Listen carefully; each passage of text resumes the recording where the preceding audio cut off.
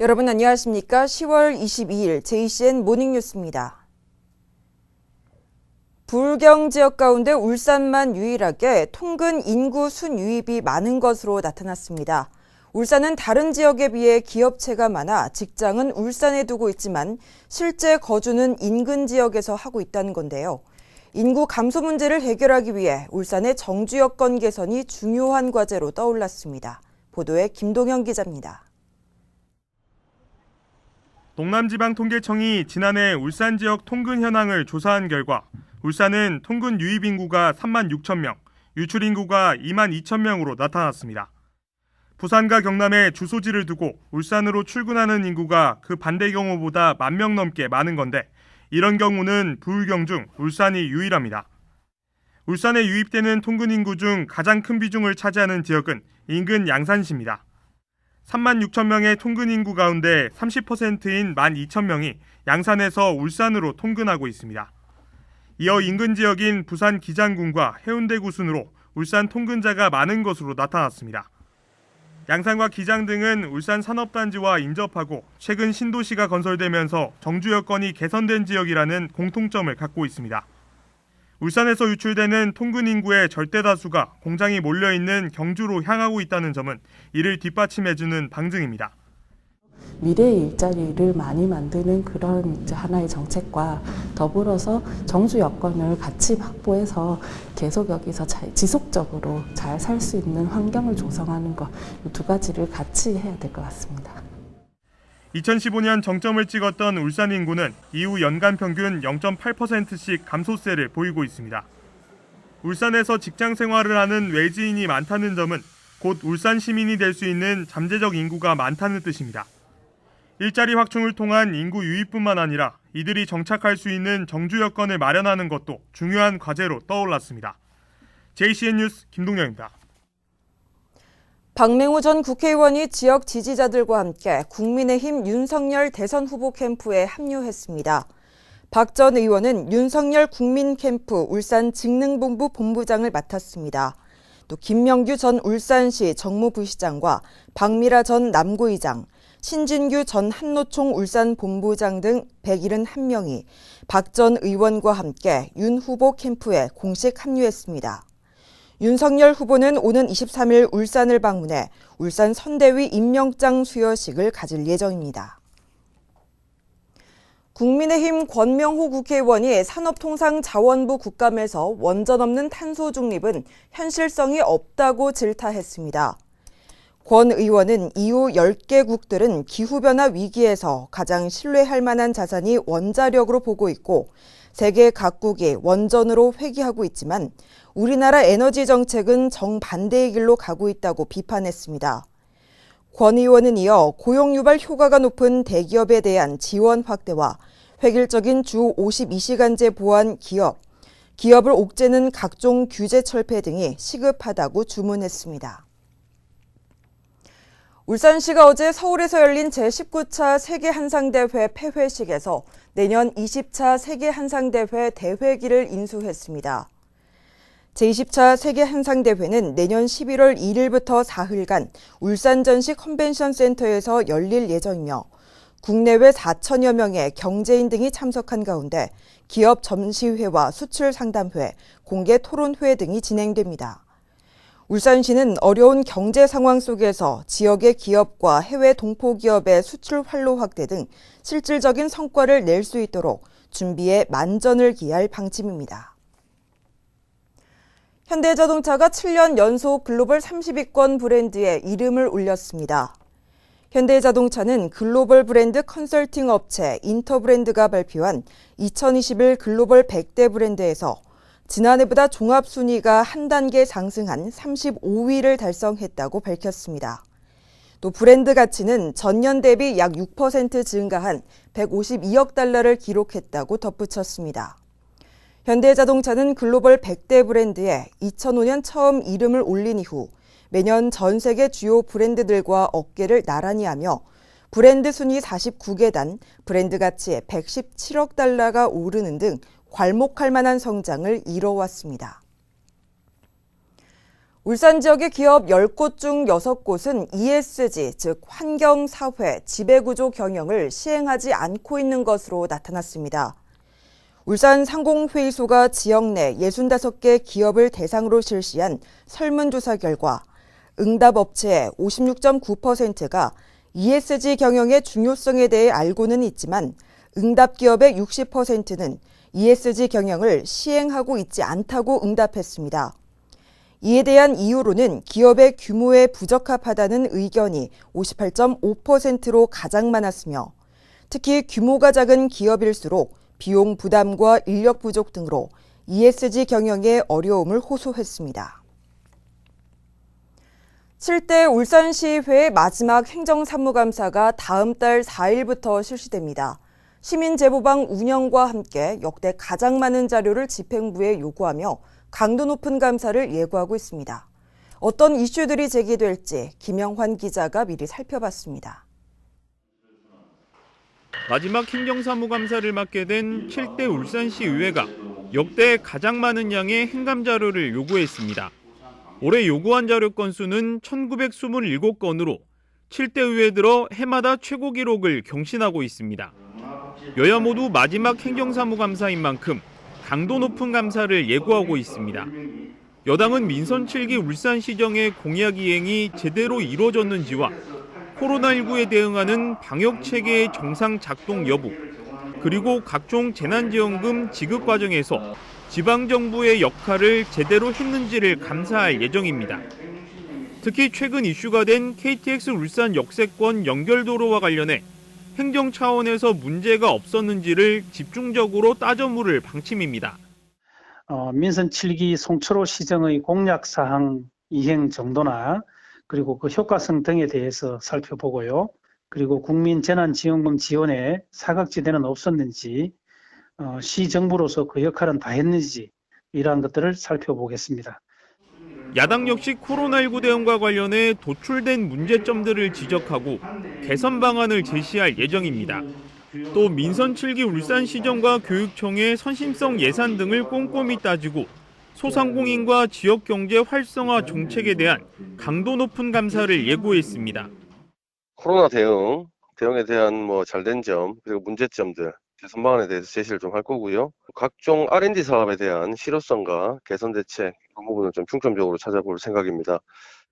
울산시의회는 12보조금 부당 수령과 주요 사업 예산 낭비 등 행정 업무 전반에 대한 제보를 받는 시민 제보방을 운영 중에 있습니다. 내년 지방선거를 앞두고 실시되는 마지막 행감인 만큼 의회와 집행부 간 치열한 공방이 벌어질 것으로 예상되고 있습니다. 많은 자료를 요청한 만큼 심도 있는 감사로 이어질 것이라는 시각이 있는 반면 그저 양적인 증가만 보여주는 것이 아니냐는 우려도 나오고 있습니다.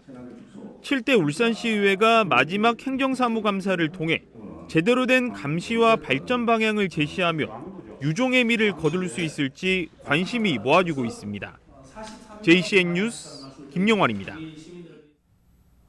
울산시의회 혁신도시 시즌2 특별위원회는 어제 국가 균형 발전을 위한 공공기관 이전 정책 토론회를 열었습니다.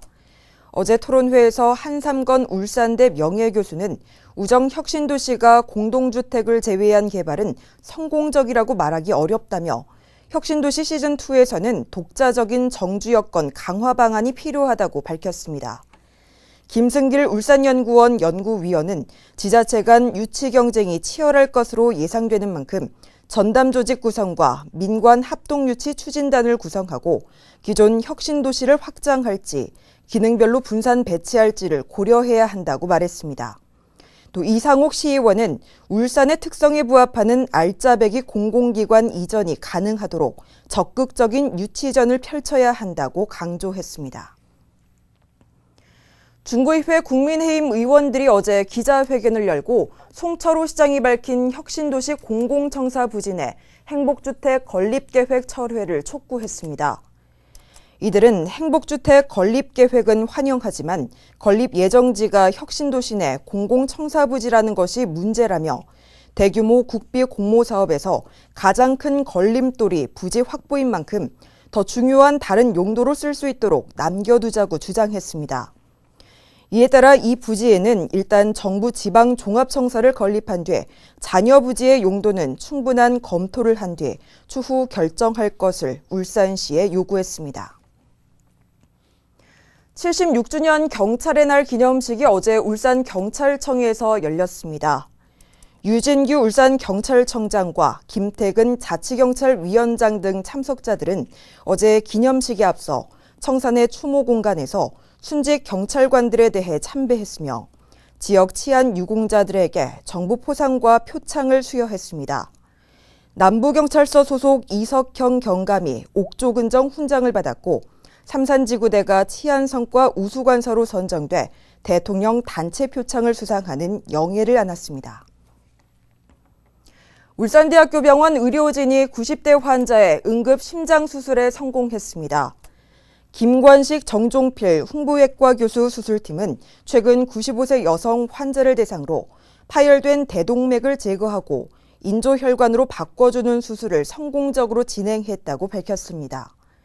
이 수술은 사망률이 20%가 넘는 고난도 수술로 울산대병원은 이번 수술 대상자가 신장수술 환자 중 최고령이라고 밝혔습니다. 고용하지도 않은 직원에게 휴직수당을 준 것처럼 속여서 정부 보조금 7천여만 원을 타낸 업주에게 집행유예가 선고됐습니다. 울산지법 정현수 판사는 보조금 관리에 관한 법률 위반 등의 혐의로 재판에 넘겨진 미용실 대표 40대 A씨에게 징역 1년 6개월에 집행유예 3년을, 실운영자 40대 B씨에게 징역 8개월에 집행유예 2년을 각각 선고했습니다. 이들은 울산에서 미용실을 운영하면서 근무하지도 않은 사람에게 휴직수당을 지급한 것처럼 서류를 꾸며 고용노동부로부터 고용유지 지원금 7,800여만 원을 불법으로 타낸 혐의를 받고 있습니다. 울산 지역의 코로나19 확산세가 한풀 꺾인 가운데 학교 현장의 확진자도 크게 줄었습니다. 최근 5일간 학교 현장에서는 확진자가 한 명도 발생하지 않았는데요. 울산시 교육청은 안정적인 전면 등교가 유지되고 있다고 판단하고 학생들의 교육 일상 회복에 주력하기로 했습니다. 이현동 기자의 보도입니다. 울산 지역 학교 현장의 확진자 수가 크게 줄었습니다. 지난 12일부터 현재까지 코로나19에 감염된 학생은 단 1명. 최근 5일 동안은 1명도 발생하지 않았습니다. 울산시 교육청은 안정적인 전면 등교가 유지되고 있다고 판단하고 학생들의 교육 일상 회복에 주력하기로 했습니다. 우리 교육청은 기초학력 보장과 학습 결손 해소를 위해 기존의 방역 수칙을 준수하면서 교과 보충과 함께 다양한 체험 활동을 확대해 단계적 교육 일상 회복에 총력을 기울이겠습니다. 우선 시급한 해결 과제로 떠오르고 있는 교과 보충 프로그램을 강화합니다.